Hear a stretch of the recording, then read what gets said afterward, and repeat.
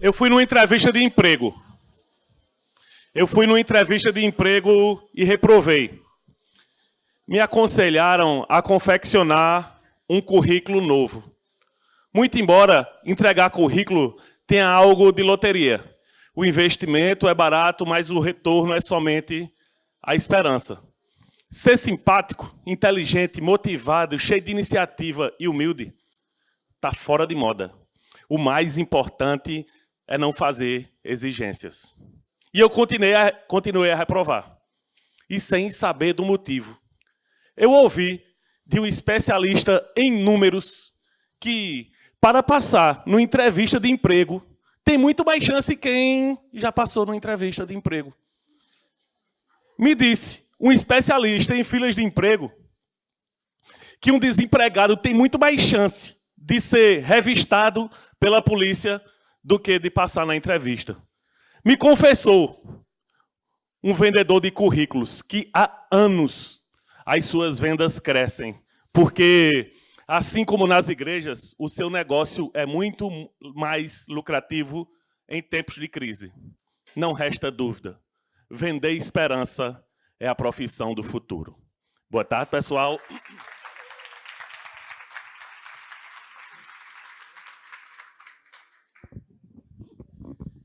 E agora vamos lá para a conferência Assédio Moral no Trabalho.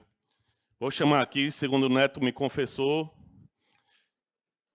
Roberto Eloane, da Unicamp, professor, referência nacional e internacional no tema do assédio, professor internacional de várias universidades internacionais, amigo de longa data de Suzana. Vamos lá, professor. Palmas para ele.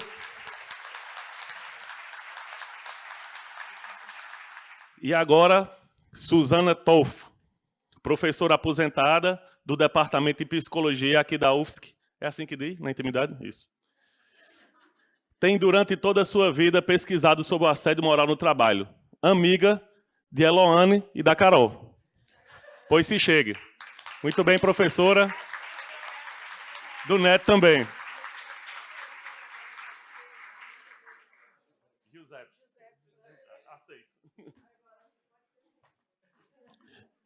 E aí vamos começar esse tema, o assédio moral, que ele está cada vez na moda, né? Infelizmente. O assédio moral que mais nos chama a atenção, a gente do Sindicato de Pernambuco, não é aquela pessoa truculenta que grita com todo mundo, não. Eu costumo dizer que criaram agora uma modalidade de assédio moral fofucho.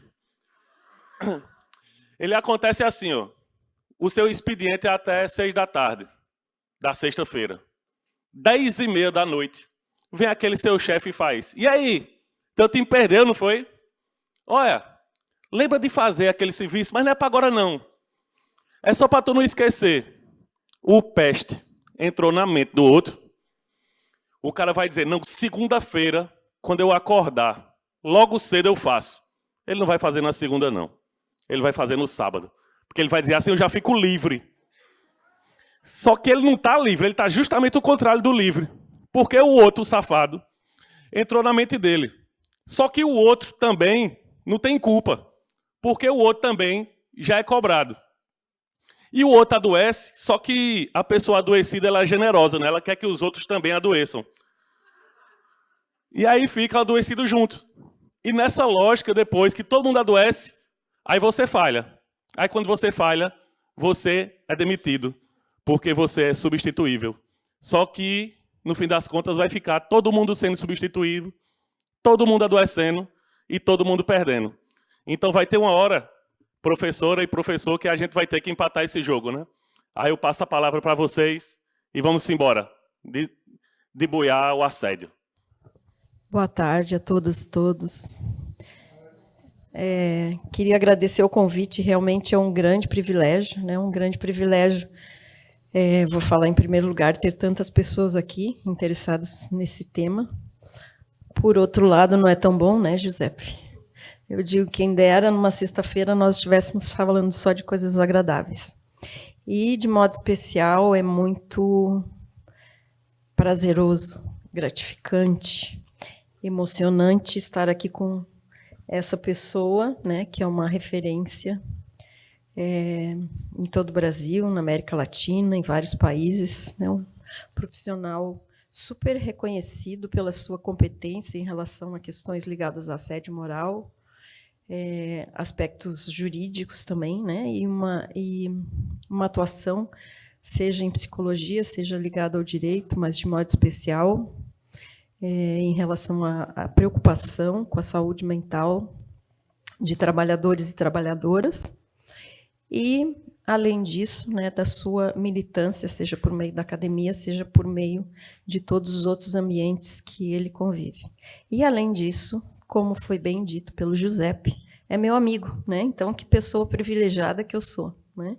Isso eu quero dizer porque é uma pessoa excepcional, né? Um amigo, uma pessoa em relação a quem eu tenho a maior admiração, né? Uma pessoa com P muito maiúsculo. E, então, com certeza, são muitos privilégios, né? Então, quero agradecer a organização por essa possibilidade de estar aqui do ladinho dele, de tê-lo aqui em Florianópolis, mais perto de mim, de nós, né? E, com certeza, estamos todos esperando para te ouvir, né, sobre esse tema tão difícil, complexo, e que te desafia há muitos anos, né? Então, minha sugestão é começar por aí, contar, né? Tu falou onde, né? Quais são os fios que se tece, que vêm sendo tecidos, né? E não posso deixar de dizer também, né, que nós, há pouco tempo ainda diria, perdemos, né? Assim como conheci o Eluane, conheci a doutora Margarida Barreto, nossa grande referência, né, primeira estudiosa das violências e assédios no ambiente de trabalho. Então, compartilhamos também, né, esses momentos para fazer referência sempre à militância e o foco que ela sempre teve em olhar para o trabalhador e acolher, né? Então, acho que se brincou aqui, né, de amizade, mas que esse espaço e os outros espaços possam ser espaços de convivência e de suporte para a gente lidar com as situações, enfrentar aquilo que nos fragiliza individualmente e lutar coletivamente para termos situações que não sejam os assédios. Então, estamos aqui para te ouvir, meu amigo. Bom.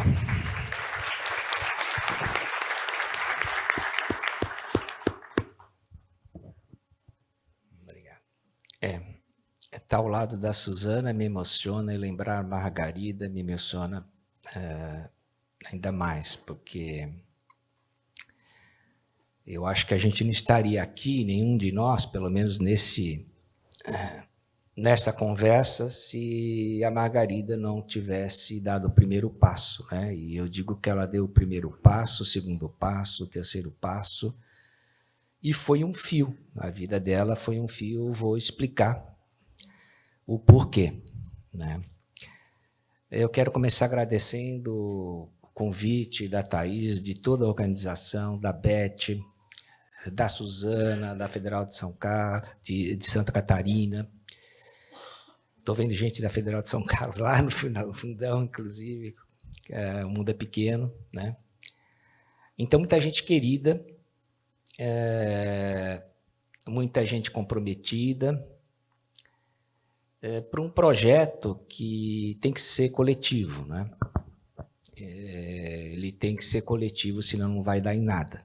Pelo contrário, a gente corre o risco de banalizar questões que são sérias, que são questões relativas à vida, à dignidade humana, ao sofrimento, e se tornar mais um tema da moda.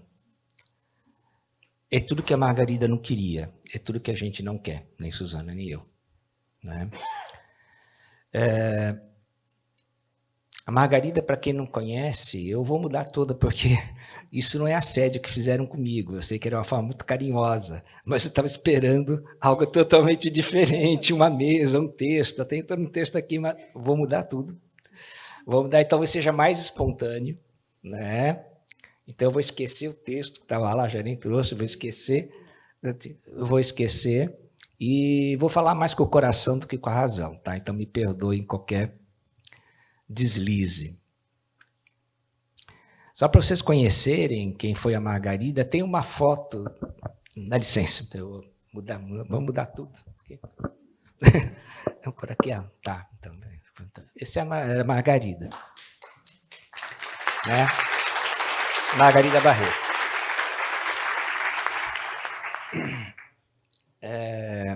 Que foi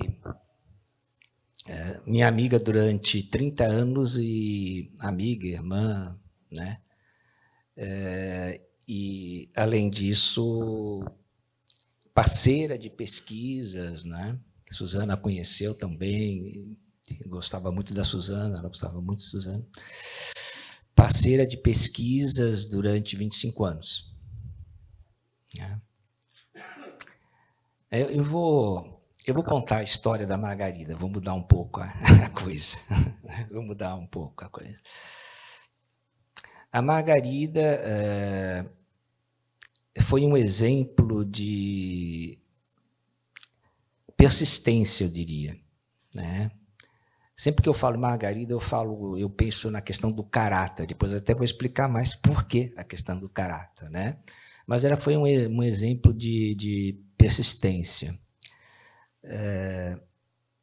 Interessante que alguns clássicos da literatura brasileira, né, costumavam dizer que o nordestino é um forte.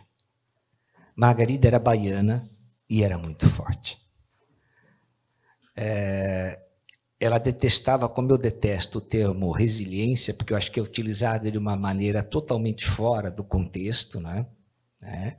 Às vezes até de uma forma um tanto nazista, né? A pessoa tem que se superar cada vez mais, né? Parece a la Pablo Marçal, né? Aquele coach horroroso, né? Que se não tomar cuidado ele vai ser prefeito da minha cidade, imagine, né?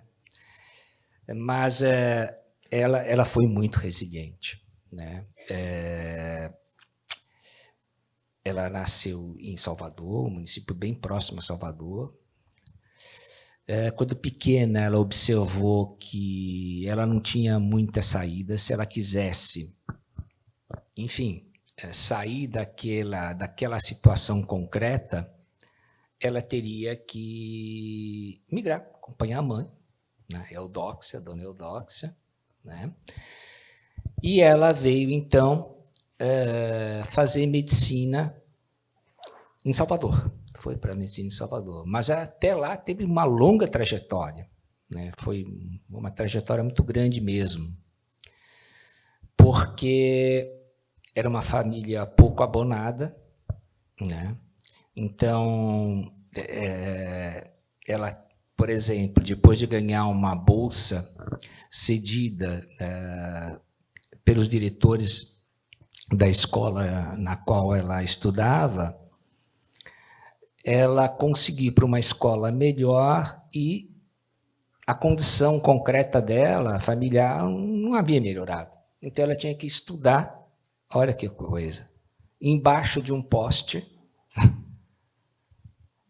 Ela ficava literalmente sentada, apoiada num poste para ter luz elétrica, porque na casa dela, geralmente, faltava luz elétrica, em função disso, né? Então, foi com muita, eu diria, persistência que ela conseguiu passar no vestibular em medicina, na Escola Baiana de Medicina, e depois ela começa a se destacar como cirurgiã. É muito interessante isso, ela tinha uma habilidade imensa na área da cirurgia. Sabia ser rígida, e era muito rígida quando a necessidade demandava, mas era extremamente carinhosa nos momentos difíceis. E ela vai se destacando, até que quando ela era residente aqui na USP, é um fato que ela sempre me contava, uma moça, uma parturiente, estava extremamente nervosa a ponto de preocupar, né? Preocupar com toda a equipe. Nossa, isso vai ser uma catástrofe, né? Uma pessoa estava excepcionalmente nervosa. E ela começou a conversar.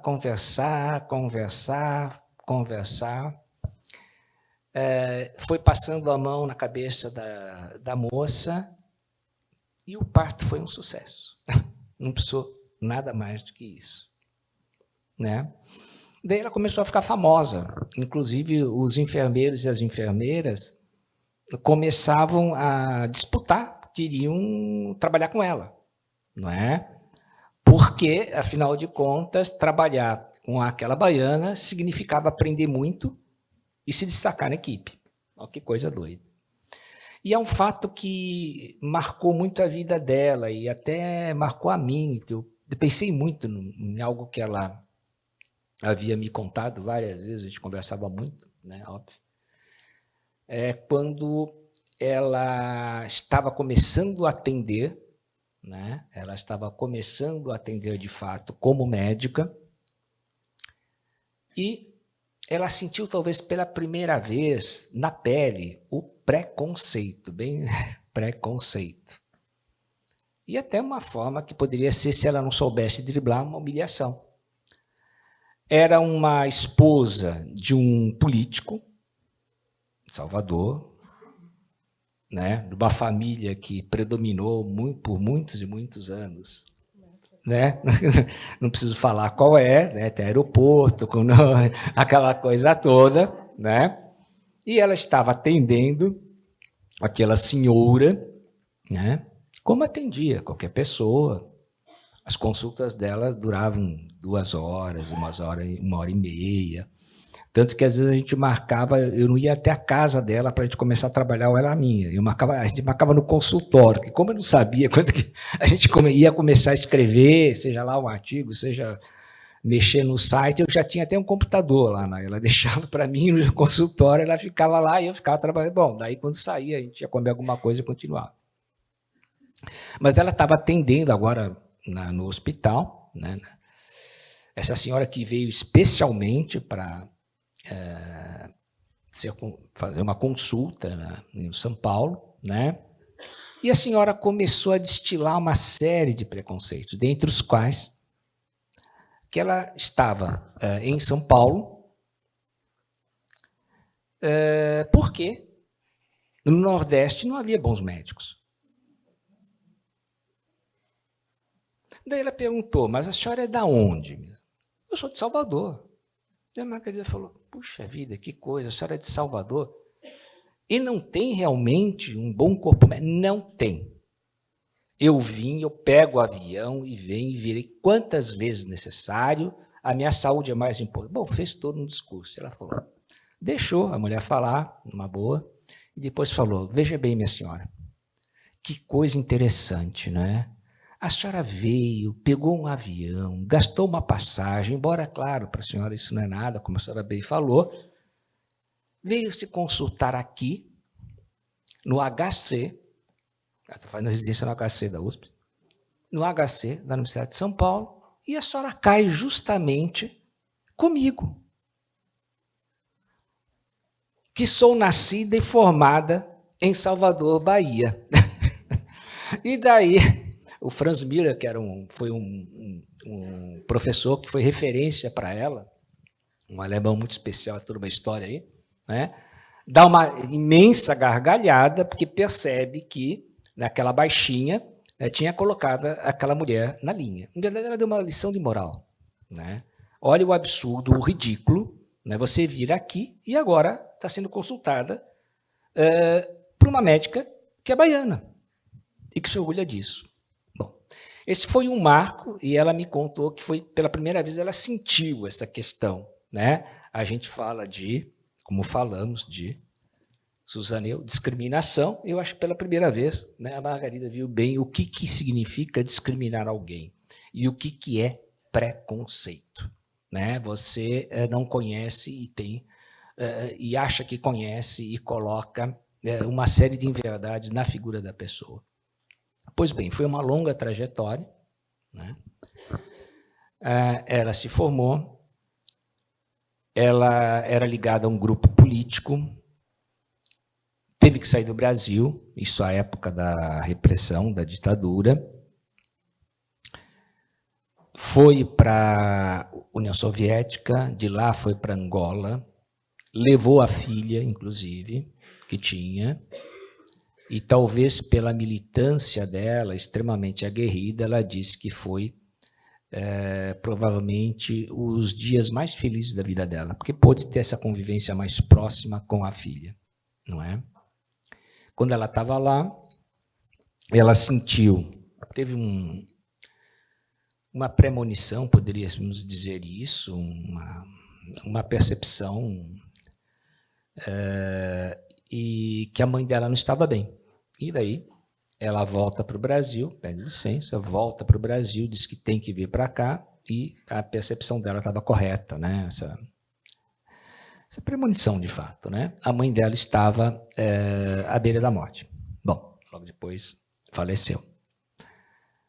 Isso foi para ela bastante complicado, né? Bastante complicado mesmo, porque era uma pessoa que ela amava muito, e cuida da filha, mas depois a filha sofre um acidente de trem e vem a falecer, a única filha. Então, para ela, isso foi também, foi a segunda grande perda, né? Primeiro a mãe, depois a filha. O que ela faz? Eu estou resumindo, mas estou escrevendo, inclusive, sobre isso, mas isso é outra coisa, né? O que ela faz? Ela começa a se dedicar muito, talvez por toda essa experiência que ela passou, nacional, internacional, ela começa a se dedicar muito àquilo que ela vinha se debruçando cada vez mais. Porque ela vai fazer um curso de medicina, de especialização em medicina do trabalho. Mais tarde ela se torna professora no curso de medicina, da pós-graduação da medicina da Santa Casa, inclusive me convida e a gente acaba trabalhando juntos lá na medicina durante 16 anos. Né, juntos trabalhando medicina na área de medicina do trabalho, saúde do trabalhador, e ela pega com toda a garra que ela tinha esse tema, a questão do sofrimento dos trabalhadores, não deixa de ser ginecologista, obstetra, mas vai se afastando cada vez mais, vai se afastando. Ela já tinha muitas perdas e disse para mim, olha, se eu tiver mais uma perda, eu não vou suportar, uma paciente que eu queira.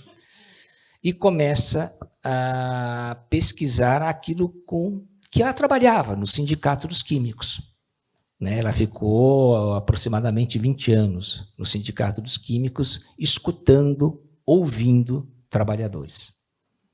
Do Sindicato dos Químicos Plásticos de São Paulo.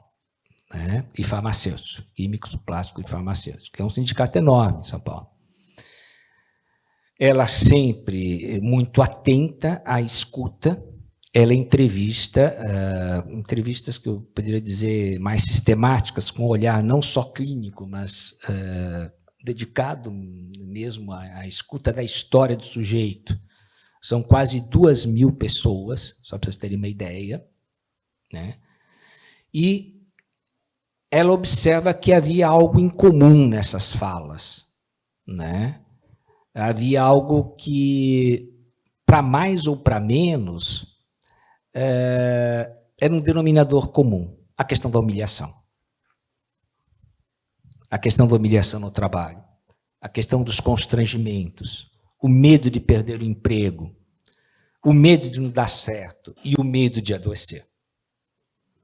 Né? Então, essa escuta atenta faz com que ela vá cada vez mais tentando entender esse mundo do trabalho real, o mundo do trabalho concreto, não o fictício, não está nos livros, não aquele que está no código de ética das organizações, mas como as coisas se dão, de fato. E ela o faz com toda a sua persistência e toda a sua competência.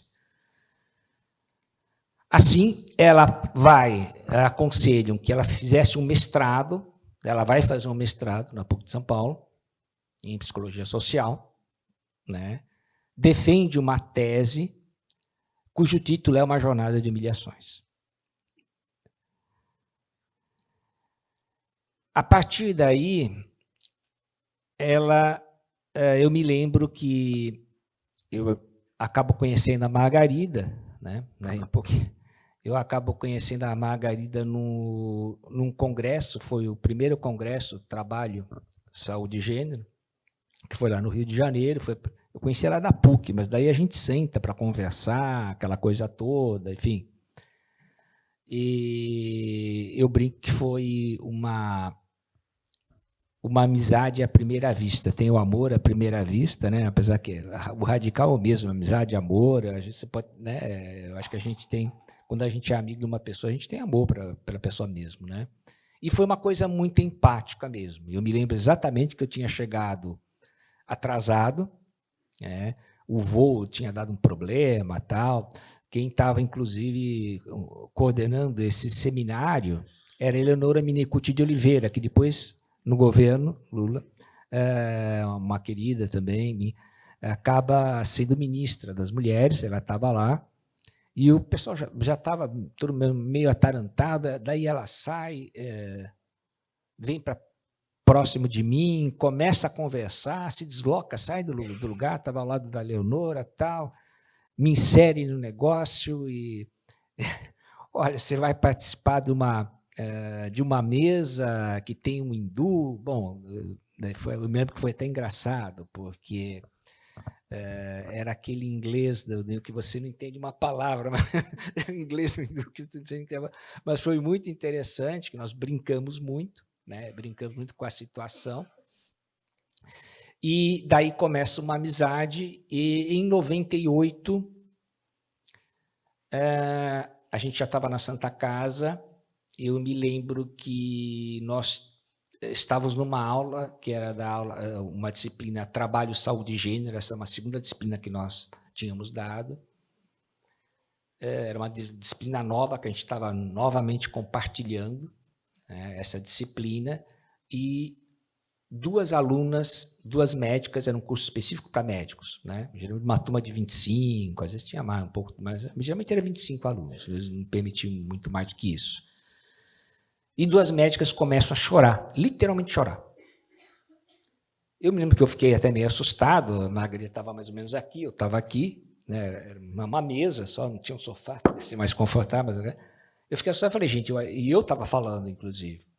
Falei, gente, será que eu falei alguma bobagem? O que eu falei? Você imagina, você está falando e daqui duas pessoas começam a chorar.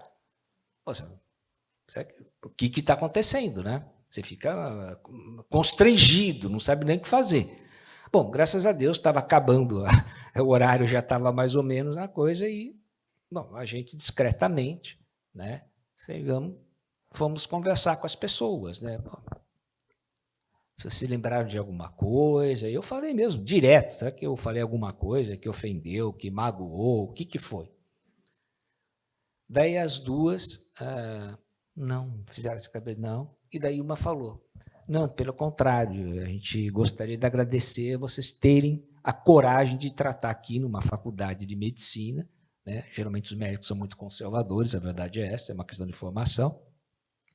Vocês terem abordado aqui aquilo que vocês têm observado, né? A Margarida fala do que acontece com os trabalhadores, nós trabalhamos a questão do alcoolismo, drogadição, também o que se passa no mundo real, né? Porque nós temos professores que vêm e colocam a questão da medicina como uma questão simplesmente paciente, médico, e não falam do trabalho, não falam do que está acontecendo no trabalho. Dá a impressão que simplesmente o receituário médico vai resolver tudo, e a gente sabe que não é. Vocês estão colocando para nós a experiência que vocês têm. Bom, eu falei, certo, mas me explica por que vocês fizeram. Daí uma falou, olha, eu estou passando por um inferno astral. Falei, como assim inferno astral? Você é médium? Sou. Bom, ela falou, eu estou passando por um inferno astral, por quê? Nós temos um diretor de setor que se engraçou comigo, está forçando a barra, quer que eu saia com ele, e eu não quero. Eu tenho namorado, me dou muito bem, e eu sei, ele tem fama, daí usou um termo que não é muito elegante para colocar aqui para vocês, mas ele tem fama, né? E eu não estou afim disso. Você deixou claro? Deixei. Só que, quando eu deixei claro o que estava acontecendo, o que eu pretendia, que era o oposto dele, ele começou a me humilhar perante, inclusive, pacientes, a ponto de tirar chapas. Não precisa de chapas, hoje eu mando quase tudo por e-mail, né? Tirar chapas da minha mão quando o paciente estava diante de mim, ele entrava no consultório, tirava e falava, olha, ela é nova, não ligue não. Ela é nova, ela às vezes faz uns comentários que não tem nada a ver, apavora os pacientes, qualquer coisa você passa, marca uma consulta comigo que a gente resolve. Isso está me fazendo muito mal. E a outra pessoa, que também era uma aluna brilhante, inclusive, tinha mestrado na Alemanha, enfim, excelente, estava passando por um processo de assédio moral, de total desconsideração, de desqualificação perante os colegas, porque estava se destacando. Bom, o mais interessante que a gente pensou que eram, que elas estavam trabalhando em hospitais aí de quinta categoria, né? Aqueles hospitais que você reza para nunca entrar, né? Ou coisa semelhante. Não. Eram 2 hospitais referência, aliás, são até hoje, talvez os mais caros, os mais comentados, preferidos por muitos presidentes, etc, etc, etc. Hospitais de elite feita para pessoas elitizadas. Né? Com alta tecnologia, com salários considerados bastante razoáveis, com toda uma grife, enfim, aquele tipo de hospital que qualquer médico, qualquer psicólogo, qualquer fisioterapeuta, qualquer profissional da área de saúde quer fazer uma carreira, sem sombra de dúvida. Daí, eu me lembro que a Margarida chegou e falou, Luane, olha, a gente fala do peão, a gente fala disso, a gente coloca certas questões, mas você pode ver que são nossos pares, pessoas que trabalham em hospitais, inclusive, elitizados, que estão passando por coisa muito semelhante. Em alguns aspectos pode ser até pior, dependendo de como essa pessoa ressignifica isso, como é que ela vê. Eu acho que a gente está na hora de a gente, de fato, começar a entender melhor esse fenômeno. Isso não está se dando só como trabalhador da linha, não, sem sombra de dúvida, ocorre, mas está ocorrendo em todos os lugares. E daí a gente tinha ouvido falar, Maria Benigna, que era outra pessoa que era uma paciente dela, que depois se torna uma parceira, no começo, para a gente refletir sobre isso, na Marie-France Irigoyen, né, que tinha lançado um livro, Harcèlement Moral, a violência perversa cotidiana, assédio moral, a violência perversa no cotidiano. Ela tinha lançado um livro que se torna um best-seller na França. Né? E interessante é que essa médica, era médica e psicanalista, Marie-France, a experiência dela era com pacientes. Depois que ela vai fazer um curso, inclusive nos Estados Unidos, uma especialização na área do trabalho, porque ela não entendia nada de trabalho. Isso é muito interessante. Ela teve humildade, o que é raro em francês, mas tudo bem. Ela tem a humildade de ir para os Estados Unidos, né, e fazer um curso para entender sobre o mundo do trabalho. O que era isso? Mas como ela chegou a algumas conclusões? Porque ela percebia que os pacientes e as pacientes que a procuravam no consultório falavam de questões que não eram dos cônjuges, não era da família. Era o desenrolar de um longo drama que havia começado aonde? No trabalho, e que explodia na família. E hoje a gente sabe disso. A questão do assédio moral, por isso que eu até defendo a tese que sobre alguns aspectos a gente pode colocar como um crime continuado. Por quê? É uma questão que pode ser, sempre tem um preposto, mas você tem uma organização por trás e ela atinge o sujeito, o homem, a mulher, mas o que está em torno dele. Detona com a família, geralmente. Porque uma pessoa, por mais equilibrada, entre aspas, que seja, se é que existem pessoas equilibradas, né? Por melhor que seja, mais generosa, sendo vilipendiada diariamente, por meses e às vezes anos, acaba descontando nas pessoas que estão próximas. E geralmente são as pessoas que nos amam. E quando isso acontece, você tira o chão da pessoa, porque ela perde o único espaço que ainda existia de confiabilidade. Essa é uma questão muito importante. E sempre que a gente trabalha com o pessoal da área jurídica, eu procuro colocar essa questão. Não é uma questão individual, em hipótese alguma. Não, obrigado. Não é uma questão individual, em hipótese alguma. É uma questão que nasce na organização do trabalho e acaba na família do ofendido ou da ofendida. Deixar muito claro.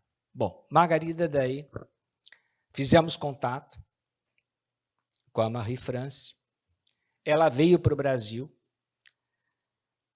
Quando ela vem para o Brasil, ela já tem um pouco mais, ela tinha feito esse curso, é muito interessante, ela vem para o Brasil, nós a convidamos, ela veio, teve um seminário, inclusive, que foi bem interessante. A gente discutiu algumas questões, uma coisa pequena, mas era petit comitê, mas discutimos algumas questões que eram interessantes, assim, teóricas mesmo. E a Margarida fala, olha, Luane, vamos fazer um site, tentar entender melhor isso, e depois, daqui uns 6 meses, a gente fecha o site, para entender, a gente só vai, tal negócio, a gente só vai ajudar o trabalhador, o compromisso da Margarida sempre foi com o trabalhador, deixa muito claro. Ela nunca se vendeu para nada, para ninguém. De uma forma obsessiva, era o trabalhador o objeto de pesquisa e o objeto de amor dela, era o trabalhador que importava. E ela vai bater o pé, vamos fazer site, vamos colher dados, vamos ver como a gente pode entender melhor esse fenômeno para poder combatê-lo. Bom, lei do engano, 6 anos, coisíssima nenhuma. 6 meses, coisíssima nenhuma. Em verdade, ele acabou tendo 8 milhões de acessos a esse site, que é mais que a população da Suécia, né? 8 milhões de acessos e 44.300 cartas. Isso quando ele foi derrubado. Ele já tinha sido derrubado várias vezes, mas dessa vez eles derrubaram mesmo. Quem o fez contratou hacker bom, ficou só uma página. Não foi moleque, não. Foi gente do... não foi moleque, não. Foi gente do... gente muito bem paga, né? Uma coisa muito, muito complicada. Ficou só a capa, né? E depois nem a capa. Agora, enfim, mas nós vamos recuperar esse site, né? Nós vamos recuperar esse site, já estamos planejando. Inclusive, vou conversar com a Suzana amanhã sobre isso. A gente vai recuperar o site, né? Já estou articulando umas coisas aí. Eu tenho boa parte em HD, porque eles detonaram, foram de uma perversidade abjeta. Depois que ela faleceu, eu não ia mais no apartamento, não tinha, estava com a chave do apartamento, não tinha, emocionalmente, para mim era muito difícil, né? E o provedor estava lá, né? Mas eu tinha em HD muita coisa, tinha impresso, tinha em pendrive, etc. e tal.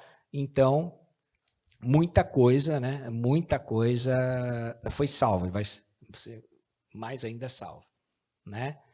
Então dá para recuperar, sim, dá para recuperar e a gente vai continuar, né? Tendo um site que nunca cobrou um tostão de ninguém, nunca foi consultório médico, nunca foi escritório de advocacia, consultório psicológico, nada, nada, nada. E uma coisa que eu me orgulho muito de ter tido a possibilidade de estar ao lado da Margarida é que ela era uma pessoa incorruptível. Eu me lembro, isso já um certo tempo, mas eu me lembro quando um advogado de uma imensa multinacional da área de bebidas, não era a Coca-Cola, não, era mais a concorrente principal deles,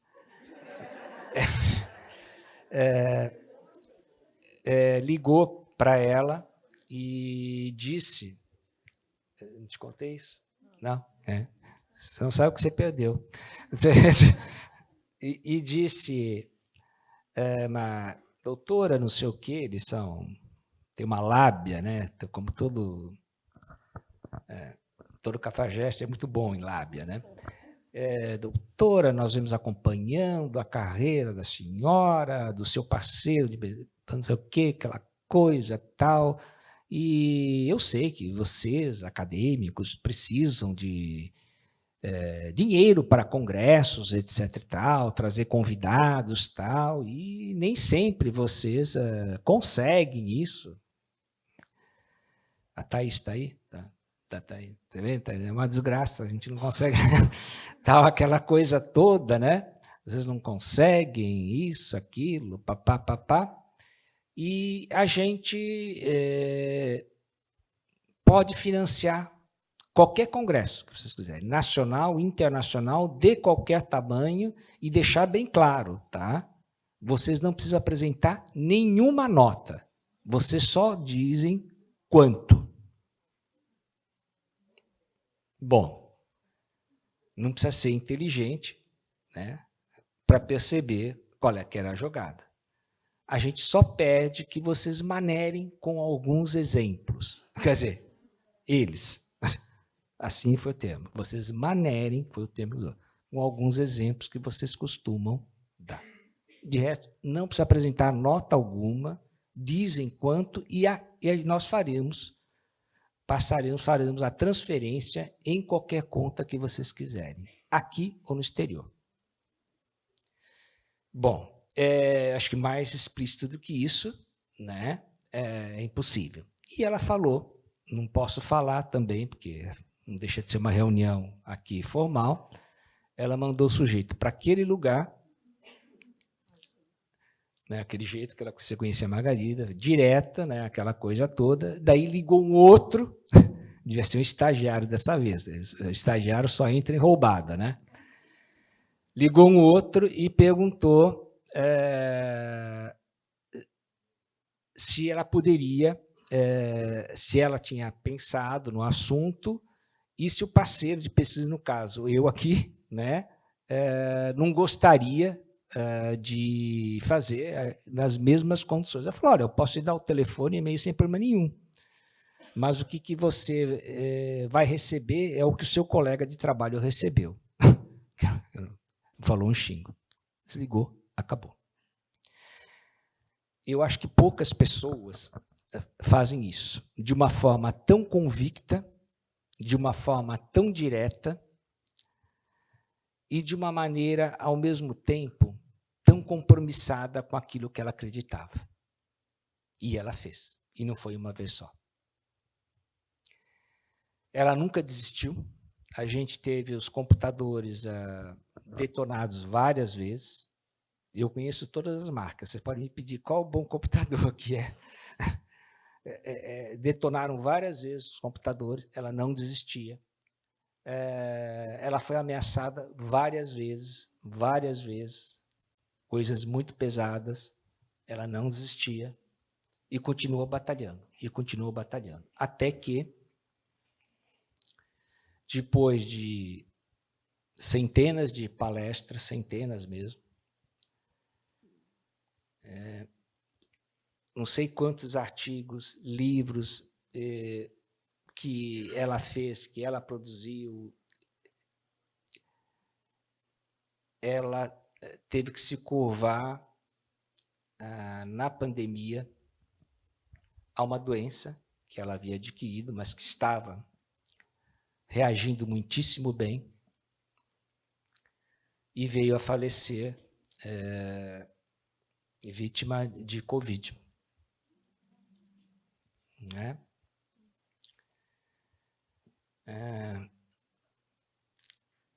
Então,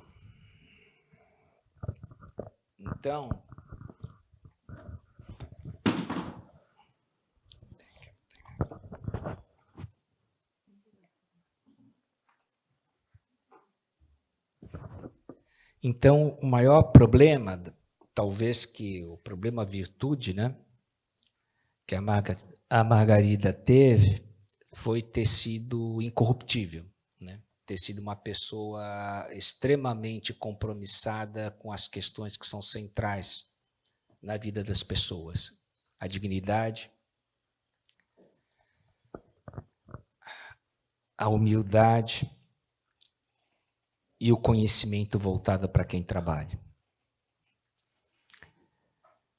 É interessante notar que hoje nós temos a Convenção 190 e a Resolução 206, que é um complemento, né, da Convenção 190.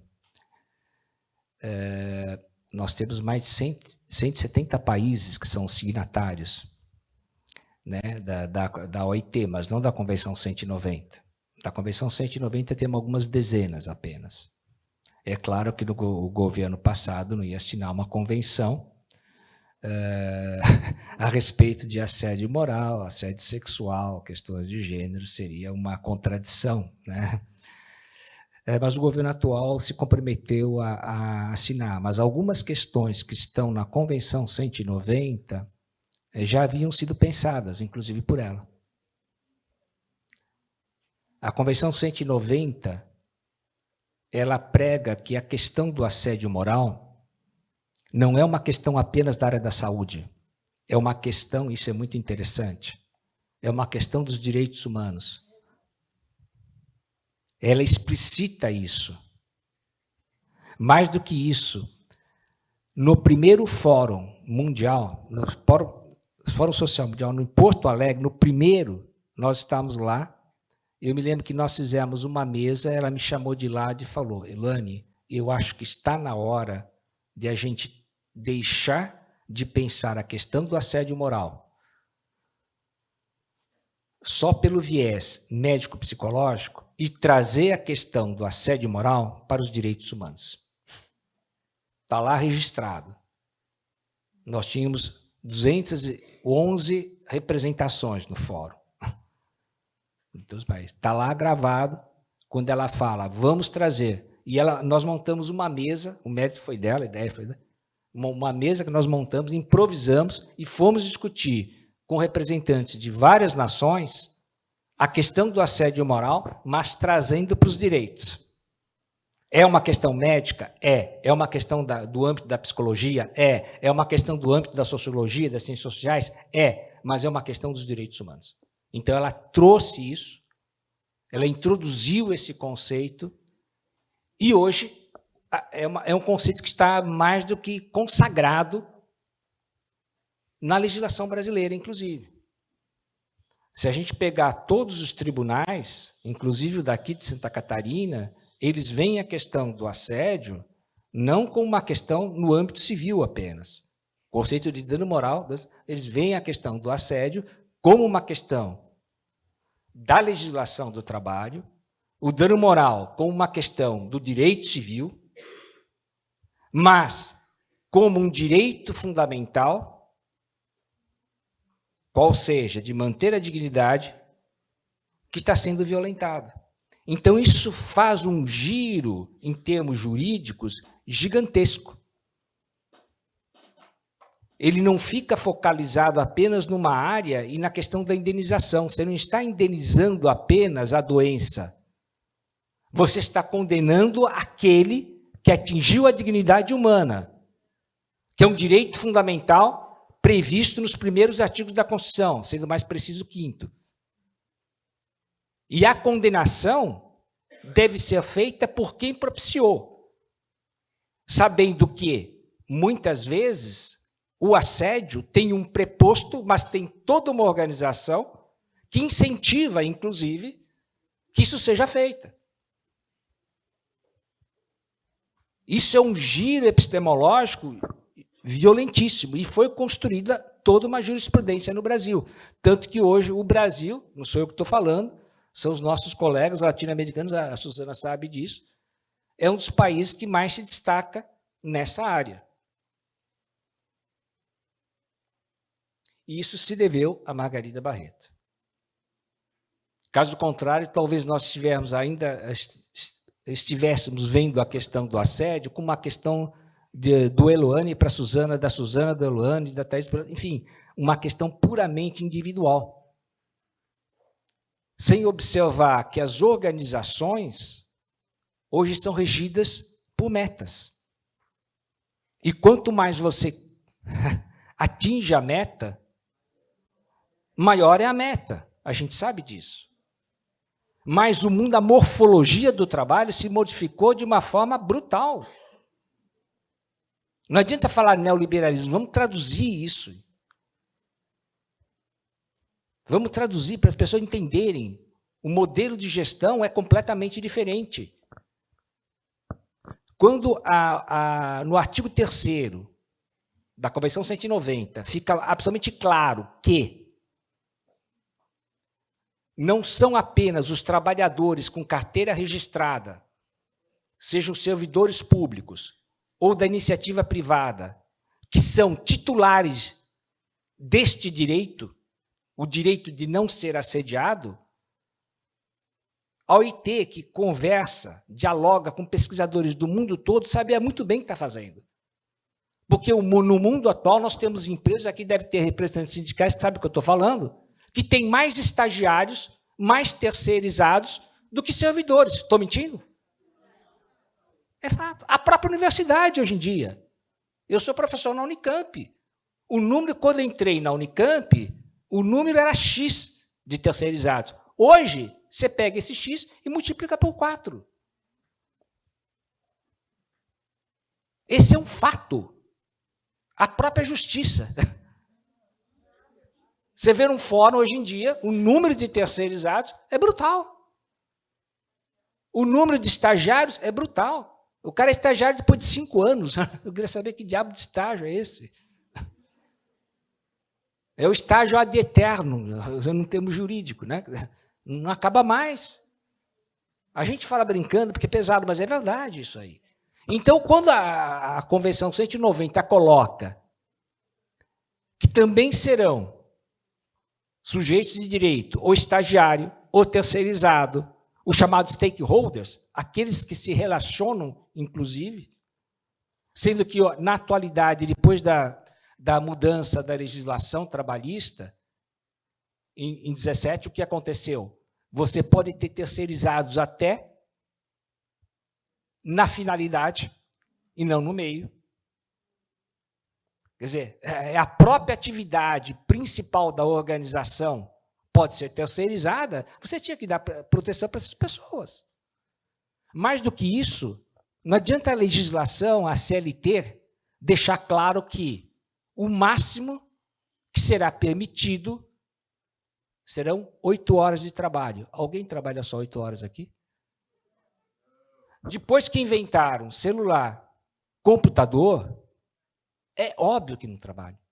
Então, o que a legislação, o que recomenda a Convenção 190? Comemorando 100 anos, foi isso que a Convenção 190 comemorando 100 anos da existência da OIT. 2019, o que eles recomendam? Que o espaço organizacional seja visto de outra maneira. Como assim? Não é mais este prédio aqui no qual estamos, mas o refeitório, mas o clube, mas quando a pessoa se desloca para viajar, e mesmo a própria casa, porque muitos de nós trabalham o quê? Fazem reuniões estando na própria casa. Veja bem, isso é um giro epistemológico fundamental. Caso contrário, nós vamos ter uma legislação fictícia, absolutamente fictícia. E o que se observou? Que havia, sim, e continua havendo, sem sombra de dúvida, né? Existia e continua existindo, infelizmente, um tratamento diferenciado para certas categorias, dentre elas as mulheres. Então, a mesma convenção faz uma recomendação que deverá ser criado, e ela deixa bem fluida para que a própria legislação seja adaptada para cada país, certos quesitos de gênero, qual seja, quando eu estou falando num trabalho remoto exercido por uma mulher, eu tenho que observar que uma mulher, este ser concreto, que não é uma abstração, não é só trabalhadora da empresa. Ela não deixa de ser esposa, ela não deixa de ser mãe, sendo que muitas das mulheres, são dados do IBGE, não é o único que está falando, não estou inventando nada, muitas das mulheres hoje em dia são chefes de família. Então, quando ele coloca essa questão, a OIT coloca essa questão, é baseado o quê? Numa realidade efetiva, em dados empíricos. Quando ela traz para o âmbito da própria convenção o combate sistemático ao assédio sexual, ela está dizendo o assédio sexual não deve ser visto só como um crime punido pelo Código Penal, como é o nosso caso, 216A, está lá no Código. Só que tem um probleminha. O assédio sexual, no seu conceito formal, ele só permite que o sujeito seja punido se houver uma hierarquia. Só que o mundo do trabalho real, concreto, demonstrou que, devido ao fato da mulher estar inserida no ambiente laboral 24 horas, a verdade é essa, você tem hoje em dia assédios horizontais que são perpetrados. Você tem abusos linguísticos, físicos e simbólicos que são perpetrados contra mulheres, que até por serem chefes de família, necessitam tanto ou mais daquele emprego do que um homem. Daí a questão do protocolo de gênero. Veja bem que essas recomendações foram feitas porque nós conseguimos tirar o Brasil, o assédio, como sendo uma relação de um neurótico em relação a uma vítima. Que é o que a grande mídia quer fazer. Porque você despolitiza a discussão. Você cria uma vítima, uma frágil, homem ou mulher, e você coloca sob o holofote uma organização real. Pessoas concretas, que às vezes agem, inclusive, de uma forma antiética, no desespero de manter o emprego. É o que acontece, inclusive, em boa parte dos bancos.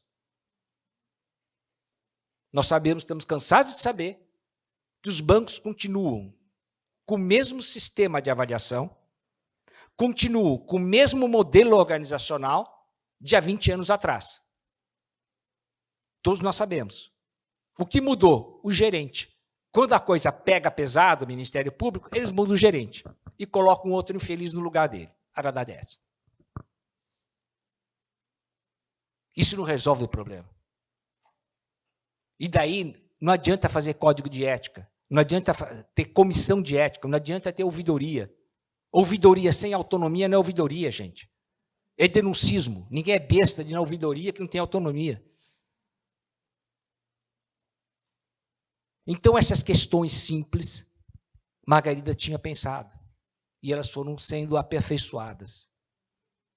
E é por isso que o Brasil, hoje, a gente pode se orgulhar de ter um país que, apesar das dificuldades, apesar das nossas carências, inclusive educacionais, a falta de verba para pesquisas, a gente está conseguindo fazer coisas de qualidade. A gente está conseguindo ter pessoas, como a que está aqui ao meu lado, fazendo coisas boas. E nós conseguimos. E vamos conseguir mais. Inclusive, essa mesma OIT e o Ministério Público, Federal e Estadual, nos convenceram a desenvolver um aplicativo que foi desenvolvido por Suzana, Renata e eu. Um aplicativo que vai ter a mesma filosofia do site, totalmente gratuito, para qualquer cidadão poder se informar de uma forma simples, O site vai voltar um pouco mais buscar, nós vamos voltar com o site. Se alguém tem aí representante das empresas, pode esperar. Pode esperar por nós.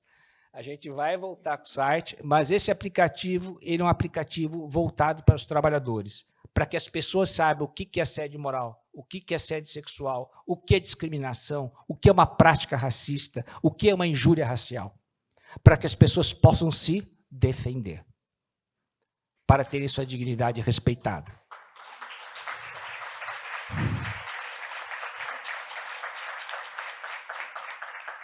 Obrigado.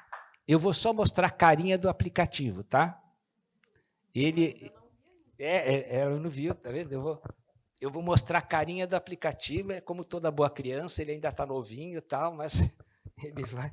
Deixa eu ver aqui.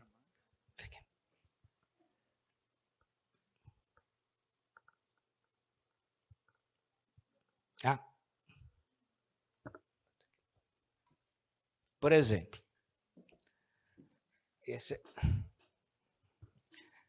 essa aqui é uma página, uma das primeiras páginas, né? Ele vai estar rodando, se Deus quiser, o mês que vem, né? Então, essa é uma primeira casa. A pessoa vai lá e ela escolhe alguma história, né? E ela escolhe alguma história e ela vai...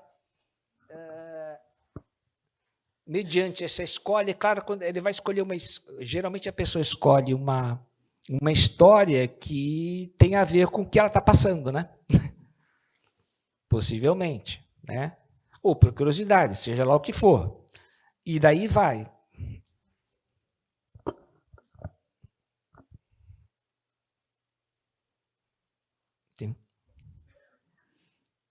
É mais para baixo. Tem 6 slides. Eu te passo para você. Ele não acredita em mim. Espera aí. Ó, já estão boicotando. Entraram falando negócio aqui, tá bravo, gente. Vocês me defendam aí. Isso não mudou. Olha, gente, é coisa do outro mundo. Porque tá mudando aqui, não muda lá. Eu não estou brincando, aí é o hacker que derrubou, que foi contratado para... O negócio aqui está bravo, Suzana. É mais ou menos isso. Agora foi, tá bom. Daí, vou ficar aqui um pouquinho. Tá? Daí tem também um questionário, né? Tem um questionário que a pessoa vai responder, né? Então, fatos negativos do seu trabalho, a situação mental, enfim. Daí vai...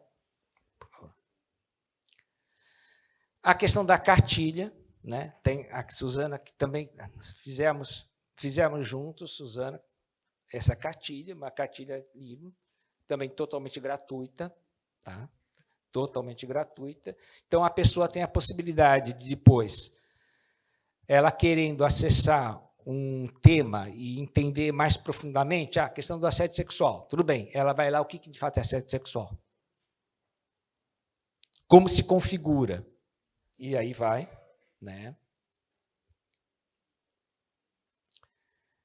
E daí, histórias, só para ter uma ideia, histórias para entender o assédio. Escolha entre 11 histórias interativas. Então, o caso de Vitória, tudo nome fictício, tá? O caso Ana, o caso Lorena, o caso Bernardo, a questão homofobia, sexismo, daí vai. Então, a gente vai pegando as várias formas de discriminação e o sujeito vai interagindo. Quer dizer, ele vai tendo uma noção do que é, o que deixa de ser, e se aquilo que está acontecendo com ele, né, Suzana, é passível dessa titulação ou não. Então, ele vai criando um universo. Veja bem, principalmente para um trabalhador mais simples, isso é fundamental. Porque o que a gente, a Suzana sabe disso... tão bem, ou melhor, boa parte das pessoas, eu discuti tanto com a Suzana, a gente discutia essas questões, boa parte das pessoas, inclusive, passam por situações que julgam que são naturais. Né? Há muitos homens e mulheres que passam por situações absurdamente constrangedoras e não sabem que aquilo é crime. A verdade é essa. Que aquilo é abuso sexual. Se ele for assédio. Que aquilo é homofobia. E daí para frente. Então, o objetivo desse dispositivo é, primeiro, trazer uma informação segura para as pessoas poderem se defender, mas mais do que isso, saberem se essa angústia que elas sentem, essa depressão com a qual elas estão convivendo, a origem está no trabalho ou não está. Caso contrário, a pessoa, inclusive, tende a se culpar. Tá? Eu quero só que a Suzana... Suzana, coloca alguma... Sobre o aplicativo? Então, né, foi um trabalho maravilhoso e eu estou muito emocionada agora de ver pela primeira vez as imagens, eu não tinha realmente visto. E foi uma equipe que trabalhou durante 1 ano, né? Todas as sextas-feiras. Isso, 1 ano e meio. Uhum. E para vocês terem ideia, né, entre os entraves, bom, entre nós nenhum, né? Nós definimos o que considerávamos importante, que era, em primeiro lugar, as informações fundamentais sobre assédio, sobre saúde do trabalhador, né, que possa ser um aplicativo para ser utilizado por trabalhadores como foco principal, né, mas também por acadêmicos, por docentes, né, que ele tenha uma breve, vamos chamar assim, biblioteca, né, informativa, nossas cartilhas, outras produções, que tenha, como o Elane falou, as histórias, então são 11 histórias que nós nos divertimos e nos desafiamos a tentar chegar a uma linguagem mais próxima do trabalhador, né, e das situações que nós considerávamos mais encontradas, né? Nos baseamos em vários exemplos, trabalhando também com a procuradora do Ministério Público do Trabalho, né, de São Paulo, foi grande parceira, uma durante um tempo, depois outra junto conosco. Também uma parte mais informativa em relação a como denunciar, aonde denunciar, né, para que as pessoas possam procurar os seus direitos. Além de um instrumento relacionado às perguntas que o Elane colocou, né, alguns exemplos ali para que as pessoas possam identificar, seja por meio das histórias, seja por meio de várias perguntas, né, se há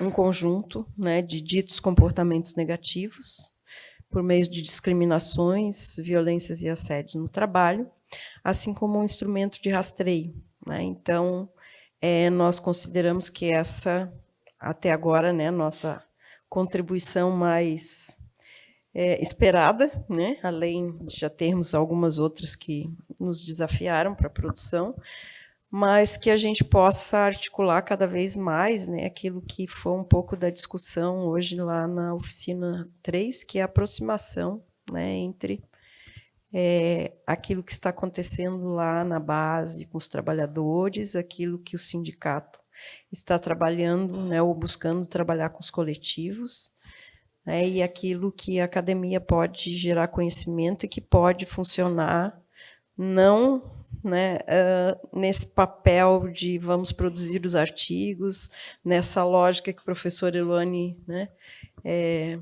nos fala sempre tão bem, né, que é essa lógica de ter assumido e se apropriado de um jeito de trabalhar nessa produtividade, nessa competitividade, mas que a gente possa coletar esses dados, né, trabalhar e compartilhar, devolver para os trabalhadores e ajudar a enxergar de modo especial, se perceber um pouco mais do ponto de vista das violências, dos assédios, porque eu comecei muito depois, né, do que Margarida e o Eluane, né, a gente se conhece há uns... A Margarida, eu acho que há uns 15, 16, né, e a Eluane um pouco menos, mas mesmo conhecendo há menos tempo, trabalhando há bem menos tempo, ainda há muita dúvida, né? Ainda há muita tentativa de desqualificar, né? De naturalizar, uma série de falas que levam nessa direção, né? Então, continuamos, né? Eu vejo que desde o início, meu colega hoje não pode estar aqui, o Renato, né, do Ministério do Trabalho, ele sempre disse, um trabalhador, quando tem direito, e existe algum grau de direito para requerer o que ele pode, ele procura uma mediação e procura um diálogo, procura resolver o conflito.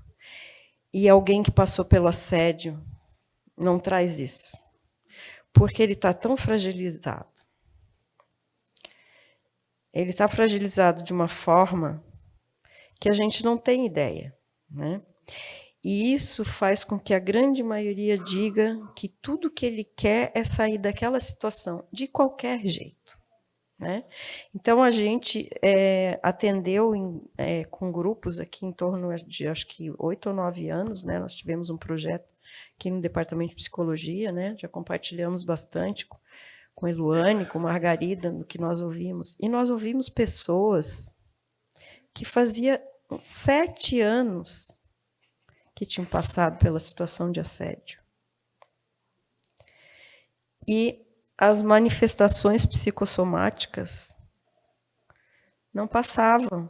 Aliás, elas aumentavam quando a pessoa dizia, no caso de uma empresa aqui no centro de Florianópolis, quando eu chego a 3 quadras de lá, eu começo a suar a minha mão, eu começo a ter taquicardia, né? Então, é um trauma psicológico, mas, como a Eluane disse, não é um trauma só psicológico, né? Por quê? Porque quem testemunha traumatiza, muitas vezes vai negar, vai deixar o colega completamente sozinho. E é social, né? Porque nós estamos vendo acontecer, né? Acho que a Eluane colocou muito bem, né, essa diferença de olhar em um determinado momento, se procurar mediar aquilo que é entre o Eluane e a Suzana e a Eluane, e eu já vi várias pessoas dizerem, eles são adultos, eles que se entendem. É muito fácil lavar a mão, né? É muito fácil a gente... e estou ironizando também, né? Porque não é tão fácil, mas o que eu quero dizer é que é mais fácil, muitas vezes, né? A gente deixar acontecer, a gente não olhar para a historinha, né? A gente não fazer de conta que não viu a discriminação. E em termos de gestão, né?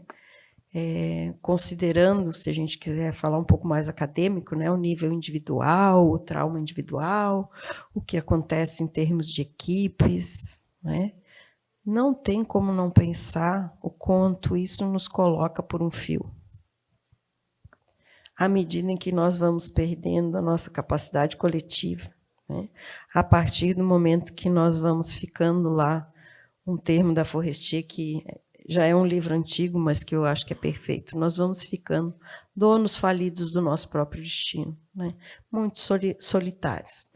Então, né, acho que a gente trabalhou aí, olhamos já muito criticamente para aquilo que nós fazemos, né, mas sempre pensando nesse objetivo que ele possa contribuir para os indivíduos, né, para os grupos, e que para que organizações com as suas formas de gestão hoje, né, muitas vezes tão predatórias, ou então, né, aquilo que a gente conversa muito, mas que nos impacienta bastante, né, é que tem muitas pessoas em lugares que podem fazer muito diferente, né? E aí a gente vê muita burocracia, a gente vê muita dificuldade, né?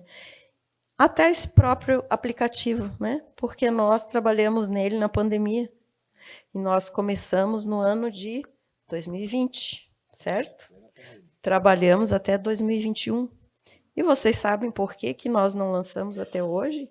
Ele está pronto, né? Com pequenos ajustes desde 2021, por burocracia.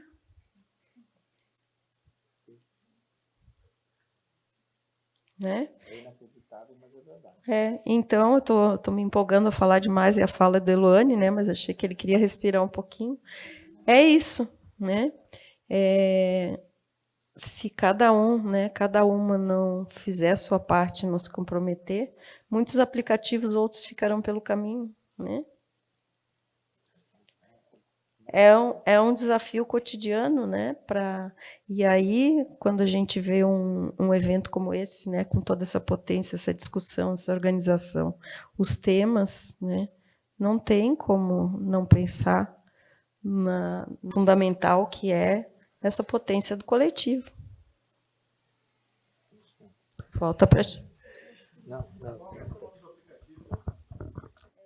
SOS Dignidade. Foi uma das grandes polêmicas. Uma das grandes polêmicas, você precisa ver. Mas, gente, o mais bacana, deu muito trabalho. Tá? Aplicativo a gente pensa que é fácil, não é, dá muito trabalho. Dá muito trabalho. A parte técnica é complicada, e a parte burocrática que tem que ser feita não é fácil, não. Você passa por 300, é uma loucura, tá? Literalmente é uma loucura.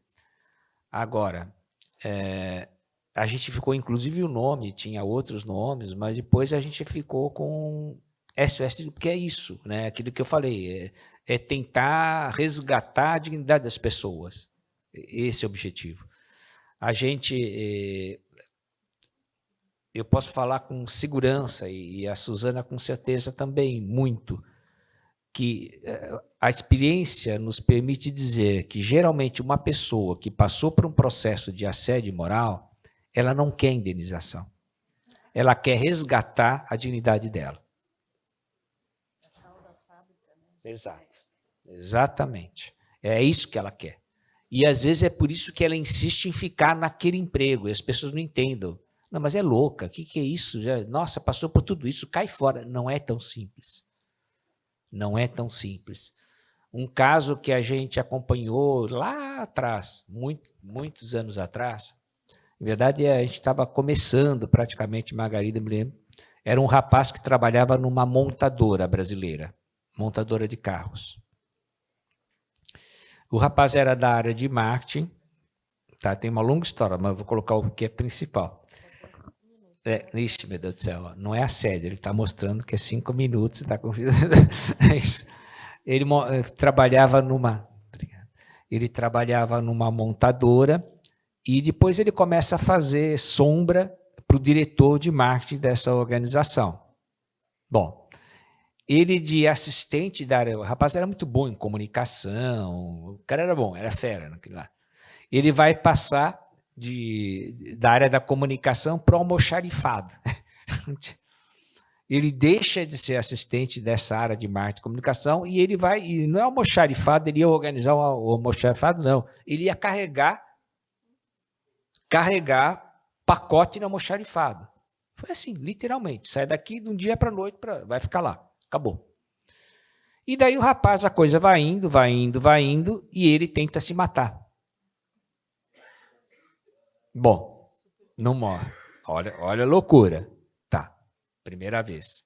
Segunda vez, inclusive, a Margarida, foi uma loucura. Ele tenta novamente, depois, devolvem ele para o local, todo um rolo para dar uma disfarçada, porque, em função do medo do Ministério do Trabalho, as consequências, ele volta, começa a passar por outras situações extremamente humilhantes.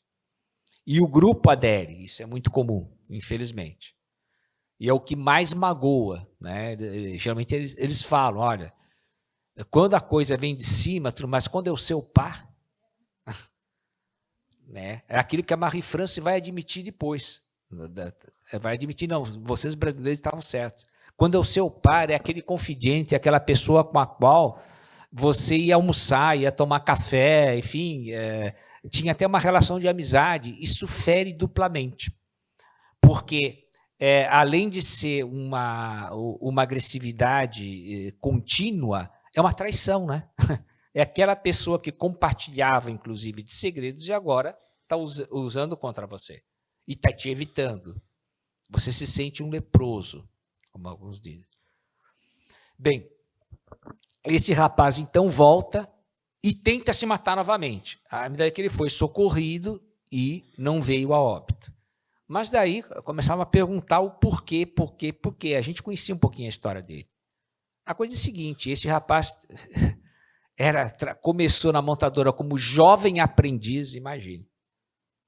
Fez curso na montadora, quer dizer, para ele, a vida era aquilo. Ele se fez. E é uma relação muito doida, né? No bom sentido da palavra, porque é meio esquizofrênico a coisa. Porque ao mesmo tempo que ele amava aquilo, ele aprendeu a odiar. Então a angústia vai num nível, né, praticamente insuportável. É como se você tem uma pessoa da sua família, seu pai, sua mãe, né?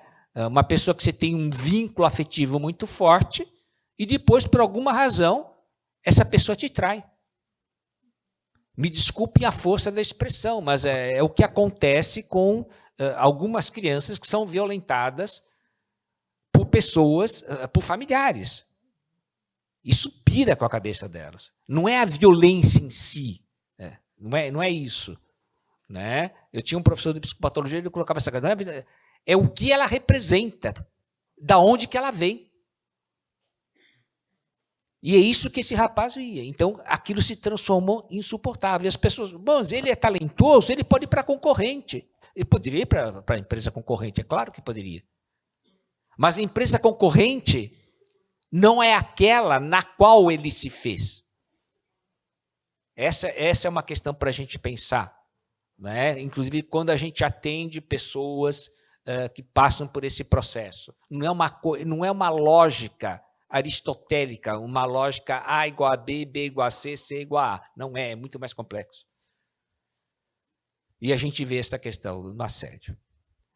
Bom, gente, já o nosso amigo gentilmente já colocou, e é isso mesmo. Da minha parte, vou passar o microfone para a Suzana. Eu só quero deixar muito claro que se não fosse a Suzana e a equipe dela, que em plena pandemia foi de um profissionalismo, foi de uma gentileza, de um carinho. Eu, inclusive, estava muito abalado. Eu me emociono até hoje com a morte da Margarida. Eu confesso para vocês que eu estava já bem desestruturado. Foram muitas perdas. Né? Para mim não foi fácil. E a Suzana foi, além de eu ter uma admiração muito grande por ela, como colega, como pesquisadora, eu tenho um profundo amor pela pessoa dela como amiga. Ela mostrou que é uma grande amiga e eu acho que há muita esperança, e não é demagógico que eu vou falar. Quando a gente vê sexta-feira um auditório lotado, é porque tem muita gente interessada e a gente vai dar uma guinada. Com site, com aplicativo, sem site, sem aplicativo. E mesmo que se derrubarem, nós vamos estar juntos. E é um trabalho coletivo. Obrigadíssimo.